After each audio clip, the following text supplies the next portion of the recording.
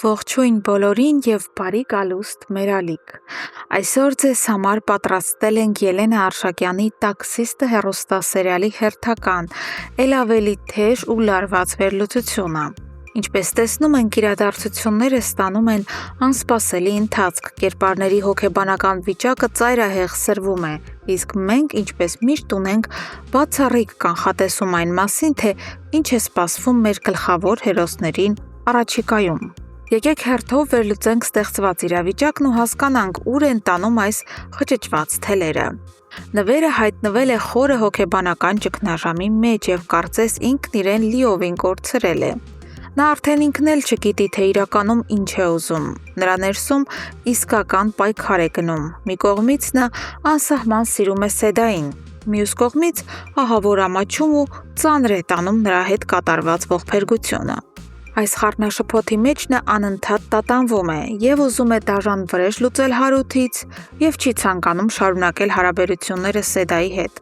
Սակայն փորձելով փրկել իրավիճակը, նա խոսում է Սեդայի հետ ու առաջարկում ամեն բան նորից սկսել, խոստանալով, որ այսուհետ ավելի շատ են իրար սիրելու, քան նախկինում։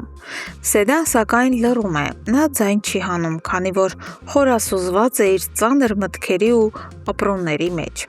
Մինչ նվերը փորձում է կողմնորոշվել իր զգացմունքներում, քննչական բաժնում իրավիճակը Հարութի համար սկսում է խիստ բարդանալ։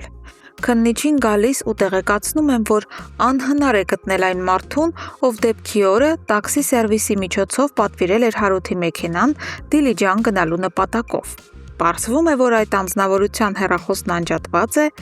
իսկ համարի սեփականատերը դեռ 2 օր առաջ հապճեպ մեկնել է երկրից։ Քննիչը հասկանում է, որ այս պահին ուղղակի չի ստացվում ապացուցել Հարութի խոսքերի իսկությունը եւ որ նա իրոք այդ օրը կանչով է եղել։ Սա նշանակում է, որ Հարութը կորցնում է իր ամենակարևոր ապացույցներից մեկը։ Իսկ Հարութի անձնական կյանքում եւս սկսվում է իսկական փոթորիկ։ Նա եւ Մանեն չափազանց լուրջ ու թեժ վիճաբանում են։ Հարութը բոլորովին պատահաբար տեղեկանում է, որ իր նշանածը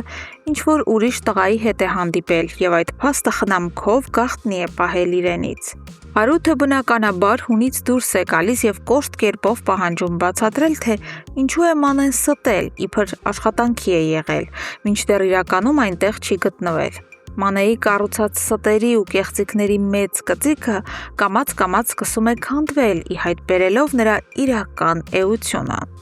Բայց սերիայի ամենաէմոցիոնալ եւ շոկային դրվագը Սեդայի եւ նվերի հերթական ու շատ կոշտ բախումն է։ Նվերը պարզապես կատաղած է այն փաստից, որ Սեդան գնացել է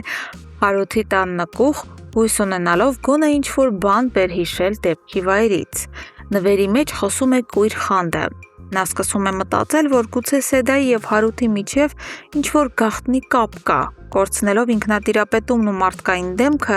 նվերը սարկազմով դիմում է Սեդային ու հարցնում, թե միգուցե այդ ամենը եղել է հենց Սեդայի համաձայնությամբ ու նա ընդհանրապես դեմ չի եղել տեղի ունեցածին։ Այս ստոր ու անհիմն վիրավորանքից Սեդան վերջնականապես հունից դուրս է գալիս եւ ի նշան բողոքի ու զայրույթի դեմքին շպրտում է, որ այո, ինքը համաձայն է եղել։ Այս բոլոր իրադարձությունները մեզ հանգեցնում են այն բացառիկ կանխատեսմանը, որի մասին խոստացել էինք պատմել։ Ինչպես մենք հստակ գիտենք, իրականում տաքսիստն ամբողջովին անմեղ է։ Սակայն նվերի ինտրիգներն ու վրեժխնդրությունը բերելու են նրան, որ Մանեն ի վերջո կդավաճանի Հարութին հենց նվերի հետ, ինչի արդյունքում Հարութն ու Մանեն կբաժանվեն։ Իսկ նվերը իր էգոիզմի եւ կասկածամտության պատճառով ընդմիշտ կկորցնի Սեդային, ու հենց այս կոտրված վիճակում էլ առաջիկա սերիաներում ճակատագրի հեգնանքով Հարութն ու Սեդան կսկսեն մտերմանալ։ Նրանք կգտնեն մխիթարություն միմյանց մեջ եւ նրանց միջև կծնվի իսկական, մաքուր ու ամուր սեր, որը կփոխարինի անցյալի ցավոտ հիշողություններին։ Իսկ դուք ինչ եք կարծում, սիրելի հետևորդներ, արդյոք Սեդան ճիշտ վարվեց նվերի վիրավորանքին նման հեգնական ձևով պատասխանելով եւ ինչպես կընդունի Հարութը վերջնական ճշմարտությունը Մանեի դավաճանության մասին։ Անպայման գրեք ձեր կարծիքները մեկնաբանություններում, ես մեծ սիրով դրանք կկարդամ եւ կքննարկեմ ձեզ հետ։ Չմոռանաք հավանել այս տեսանյութը եւ բաժանորդագրվել մեր ալիքին, սերիալի ամենաթեժ վերլուծությունները բաց չթողնելու համար։ Կհանդիպենք շուտով։ Շնորհակալություն դիտելու համար։